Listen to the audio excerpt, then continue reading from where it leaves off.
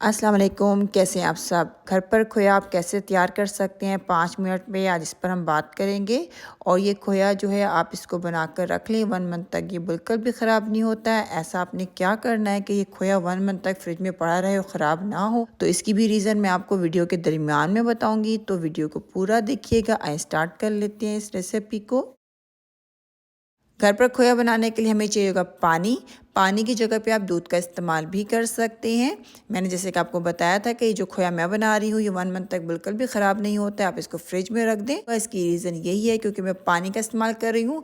अगर आप इसकी जगह पे दूध का इस्तेमाल करेंगे तो फिर आपने ये खोया 1 वीक से ज़्यादा नहीं रखना है फ्रिज में, या पर ख़राब हो जाएगा। और इसमें डाल देंगे थोड़ा सा देसी घी, और देसी घी ना हो तो आप नॉर्मल घी का इस्तेमाल भी कर सकते हैं, लेकिन ऑयल का इस्तेमाल ना करिएगा।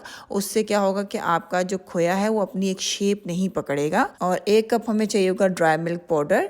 आपने full fat dry milk powder का इस्तेमाल करना है। लो फैट जो ड्राई मिल्क पाउडर होता है उसका आप इस्तेमाल ना करिएगा। उससे क्या होगा कि आपका जो खोया है वो ड्राई ड्राई सा बनेगा।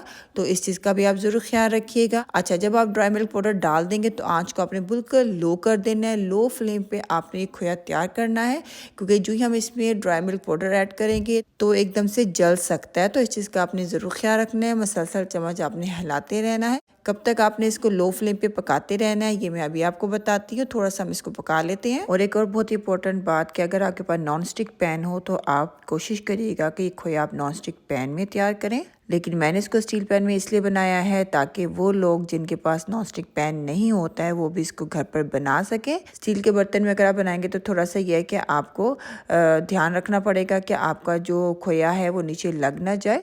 आप देख सकते हैं ड्राई मिल्क पाउडर जो हमारा है ये बिल्कुल इकट्ठा होना शुरू हो गया है, और इसके अंदर हमने जो घी डाला था वो भी निकलना शुरू हो गया है। देखिए आपको नज़र आ रहा होगा।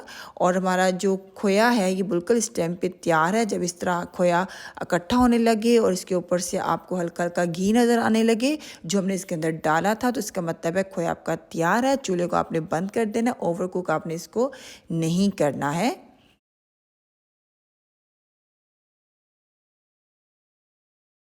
खोए को आप जो भी शेप देना चाहते हैं, गरम गरम आपने खोए को उस मोल्ड के अंदर डाल देना है। जैसे कि आपको नज़र आ रहा है मेरे पास यहाँ पे राउंड शेप में कुकी कटर है, और मैं राउंड शेप में अपना खोए को तैयार कर रही हूँ। तो मैंने उसके अंदर गरम गरम खोया डाल दिया है और दबा के अच्छी तरह उसको सेट कर दिया है। ऊपर से हमारा खोया ड्राई ना हो जाए इसलिए मैं इसके ऊपर जो है जो प्लास्टिक बैग होता है वो रख रही हूँ, वरना आप कोई प्लेट भी रख सकते हैं। तो अब इसको घंटे के लिए इसी तरह शेल्फ पर रहने देंगे, और अगर आपको जल्दी हो तो आप इसको 15 से 20 मिनट के लिए फ्रिज में भी रख सकते हैं। तो जो आपका खोया ये अपनी शेप में सेट हो जाएगा।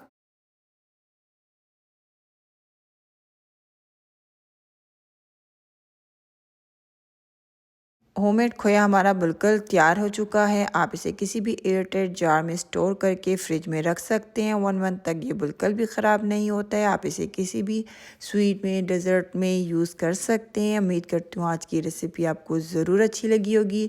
कमेंट्स में बताना बिल्कुल ना भूलिएगा। बेल आइकन को क्लिक करना बिल्कुल ना भूलिएगा ताकि मेरी हर न्यू वीडियो की नोटिफिकेशन आपको मिल सके। इंशाल्लाह नेक्स्ट टाइम मिलेंगे। अल्लाह हाफिज़।